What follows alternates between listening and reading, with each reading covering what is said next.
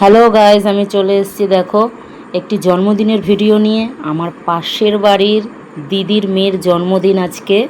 দেখো এই বাচ্চা মেয়েটির জন্মদিন, গোলু গোলু একদম। তা আজকে বন্ধুরা এতটা গরম, প্রচুর পরিমাণে গরম পড়েছে, ভাদ্র মাসের গরম বোঝোই তো তোমরা। তা ভালোভাবে সাজ পোশাক দিতে পারিনি, কোনো রকমের জাস্ট তৈরি হয়ে চলে এসেছি। সব বন্ধু বান্ধবরা আমার সবাই এক জায়গায় মিলিত হয়েছি। পাড়ার প্রত্যেকের নিমন্ত্রণ আছে, বিশেষ করে বেশিরভাগ সব মেয়ে ছেলেদের নিমন্ত্রণ ছিল।